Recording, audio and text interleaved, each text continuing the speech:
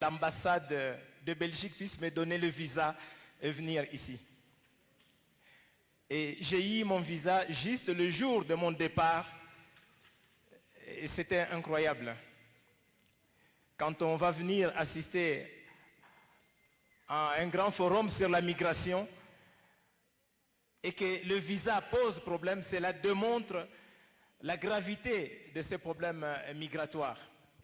Donc voilà comment l'Afrique a été partagée. Et malheureusement, dans toutes nos constitutions, on parle de l'intangibilité des frontières. C'est-à-dire, on garde les frontières de la colonisation. Alors que ce sont des frontières qui nous posent de sérieux problèmes. Donc voilà cet aspect colonial qui fait qu'aujourd'hui, nous subissons cette pression migratoire occidentale, s'il faut le dire, alors que nous n'avons rien à voir, notre diversité, notre culture n'a rien à voir avec ces frontières telles qu'on les a tracées, comme si on coupait un morceau de gâteau. Non, les Africains, ils sont pauvres. Les Africains, ils sont malheureux. Les Africains, ils vont tous les jours en Europe. Mais on ne pose pas la question, pourquoi les Africains partent? Pourquoi les Africains partent? Non, les Africains, il faut les retourner chez eux. Il faut les chasser de l'Europe. Ils sont sans papier. Bon, moi personnellement, je suis d'accord qu'on chasse les Africains de l'Europe. Je suis d'accord. Mais pourquoi aussi on ne peut pas chasser toutes les ressources de l'Afrique qui ont enrichi l'Europe? Si l'Europe peut dire, la France dit, voilà, ça, j'ai construit avec l'uranium du Niger. La France dit, par exemple, ça, j'ai construit avec les cafés et les cacao qui est venu de la Côte d'Ivoire. La France dit, j'ai construit ça avec l'or qui est venu du Mali. J'ai construit ceci avec le pétrole qui est venu du Soudan, de l'Angola ou du Congo-Brazzaville. Alors la France décide, ou l'Union européenne dit, bon, voilà mes chers Africains, je vous remets toute votre richesse. Mais qu'on fasse ça, si on est juste, qu'on fasse cela.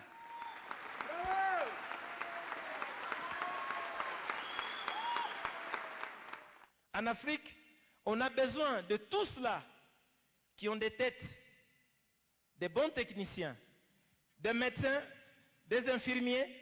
Eh bien, ils sont bienvenus en France. Ceux qui ont maîtrisé l'informatique, ils sont bienvenus en Europe, même aux États-Unis. Mais tout le reste, on dit non. Et en quoi cela est différent de l'esclavage d'hier?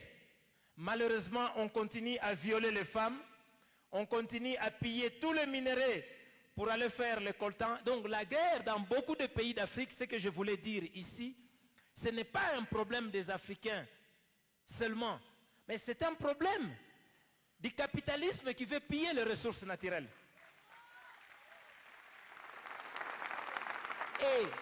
I'm from India.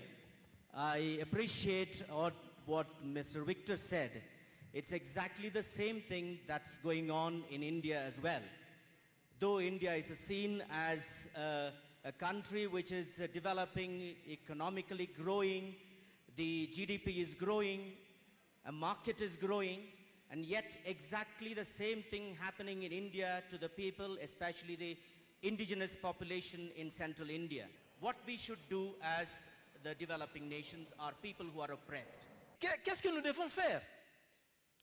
Mais nous dites que nous sommes des intellectuels.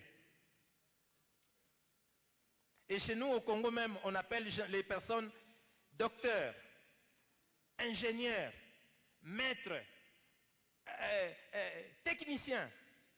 Mais en quoi nous sommes ingénieurs, docteurs, techniciens? En quoi nous sommes intellectuels si nous n'arrivons pas à créer, à inventer un système qui doit s'opposer à ce capitalisme sauvage?